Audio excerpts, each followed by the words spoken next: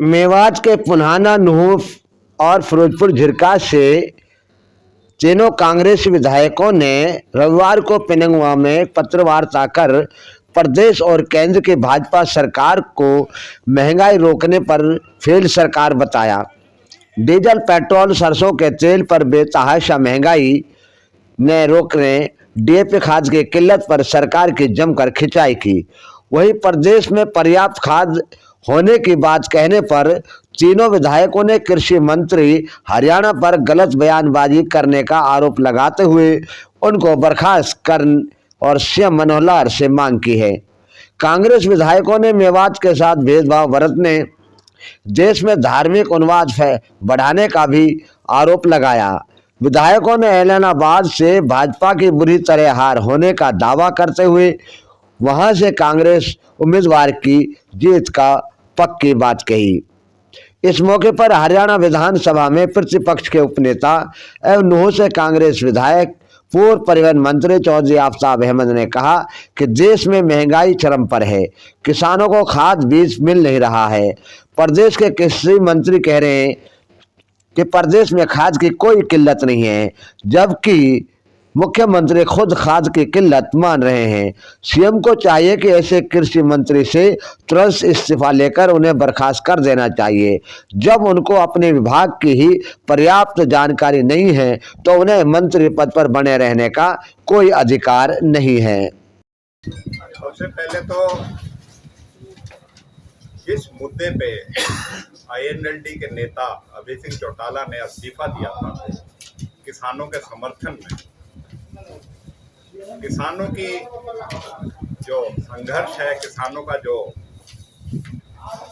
आंदोलन है, वो यूं ही के यूं बिना किसी हल के अभी भी चल रहा है। तो किस बात पे तुमने इस्तीफा दिया और ये कहा था कि जब तक इनका हल नहीं होगा मैं चुनाव नहीं लड़ूंगा, और किस अब अपनी उन्हें ही अपने देखना चाहिए, गिरेबान में झांकना चाहिए। अब किस उससे वो फिर से चुनाव में अपने आप स्वयं जो है वो इस उपचुनाव में अपने उम्मीदवारी कर रहे हैं। तो सब तो यही है। और आज किसान, आज हरियाणा में सभी वर्ग इस मौजूदा बीजेपी सरकार से आज पूरी तरीके से जो दुखी है, और मैं कहूँगा कि आज तो इससे छुटकारा लेना चाहता है इस भाजपा और जजपा की सरकार से। और उसमें कांग्रेस के हमारे कैंडिडेट जो है वो इस ऐलनाबाद चुनाव में बहुत बड़ी जीत जो है वो कांग्रेस के प्रत्याशी को होने जा रही है। आज महंगाई जो है, तेल या पेट्रोल हो, डीजल हो, सैकड़ा पार सेंचुरी मार चुका है। एलपीजी हो या सीएनजी हो, वो भी जो है पीछा लगा रही है। क्या कहेंगे इस महंगाई के? मैं कहूँगा कि भारतीय जनता पार्टी जो है, चाहे किसान की समस्या हो, चाहे महंगाई की समस्या हो, चाहे देश की सीमाओं की सुरक्षा की बात हो, चाहे आर्थिक जो है तंगी की बात हो, चाहे कोरोना काल की हो, सब उनमें भारतीय जनता पार्टी की, केंद्र की और राज्य की सरकार जो है पूरी तरीके से विफल रही है। और यही कारण है कि आज हरियाणा में और देश में आज भारतीय जनता पार्टी को जो है लोगों का विरोध भी झेलना पड़ रहा है। और ये आज जरूर इस मगरूर हैं, इसमें आज मस्त हैं, आज सत्तासीन होकर आज किसी की बात सुनते नहीं, लेकिन जनता सर्वोपरि है और जनता समय आने पे इनको अपनी जगह भी दिखाने की ताकत रखती है। मैं कहूँगा कि हरियाणा के मुख्यमंत्री तो स्वीकारते हैं कि पूरे हरियाणा में जो है डीएपी की कमी है, और हरियाणा के ही मंत्री जिसके जिम्मे कृषि मंत्रालय है, खाद की जो है जिम्मेवारी है, वो बयान देता है कि खाद की कमी नहीं है। तो मैं मुख्यमंत्री से कहूँगा कि अगर आप सत्य बोल रहे हैं तो ऐसे कृषि मंत्री को इस्तीफा दिलवाइए जिसको हरियाणा के किसानों की यथास्थिति नहीं पता, और जिसको ये नहीं पता कि डीएपी मिल रहा है नहीं मिल रहा। या तो मुख्यमंत्री झूठ बोल रहे हैं या फिर वो मंत्री झूठ बोल रहे हैं। इसलिए मैं ये मानता हूँ आज भी चंडीगढ़ में बैठक चल रही है खाद के ऊपर चल के। तो दिक्कत है किसानों को 100%। 200 कट्टे हमारे पुराना के आपके अखबार के माध्यम से आए थे, 5000 आदमी इकट्ठा हुआ था 200 कट्टे लेने के लिए। तो इनको जो अंधे हो रहे हैं कृषि मंत्री, उनको इस्तीफा देना चाहिए। और मुख्यमंत्री को उनसे इस्तीफा ले लेना चाहिए जब अपने विभाग की कार्य शैली के बारे में उन्हें नहीं पता और गलत दावे जो है जनता को बरगलाने के लिए करते हैं। पुनाना से कांग्रेस विधायक एवं पूर्व पशुपालन मंत्री मोहम्मद इलियास ने कहा है कि जहां जहां भाजपा की सरकारें हैं वहां धार्मिक उन्माद फैलाकर अपनी नाकामियों को दबाया जा रही है। एक एक करके देश की संपत्तियों को बेचा जा रहा है। 11 महीने से किसान धरने पर बैठे हैं। उनकी मांगे मानना तो दूर, सरकार उनसे बात करके भी राजी नहीं है। आने वाले समय में जनता भाजपा को सबक सिखाकर फिर से कांग्रेस को वापस सत्ता में लाने का काम करेगी। भाजपा राज में किसान, व्यापारी, मजदूर सभी दुखी हैं। महंगाई आसमान छू रही है, लेकिन सरकार पर इसका कोई असर नहीं पड़ रहा है। दरअसल रेलवे साहब बात यह है, चाहे मरकजी की सरकार हो चाहे प्रदेशों की सरकार हो, जहां बीजेपी की सरकार है, ये इस वक्त सत्ता में है। इन्हें इस वक्त कुछ दिखाई नहीं दे रहा, न इन्हें किसान दिखाई दे रहा है, न इन्हें जवान दिखाई दे रहा है, न इन्हें मजदूर दिखाई दे रहा है। इन्हें देश की जनता दिखाई नहीं दे रही, जिनकी वजह से ये सत्ता में आए। ठीक है, और इस इलेक्शन में आप देख लेना, एलनाबाद का इलेक्शन जो होने जा रहा है, इसी पे देख लेना। मेरा ख्याल है बीजेपी अगर वहाँ 4 कैंडिडेट है, आई थिंक तीन पार्टियों से है, बाकी और भी हो सकता है कोई, तो ये इसका नंबर कहीं नहीं रहेगा, ना दूसरे पे रहेगा, ना पहले पे रहेगा, ना तीसरे पे रहेगा।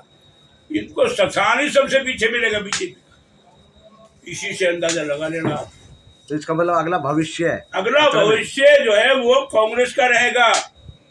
मैडम सोनिया गांधी जी इस देश की प्राइम मिनिस्टर होंगी, राहुल जी होंगे प्राइम मिनिस्टर, प्रियंका जी होंगी, और बाकी कांग्रेस के लोग इस देश की उसी तरह सेवा करेंगे जो 100 साल से करते आए हैं।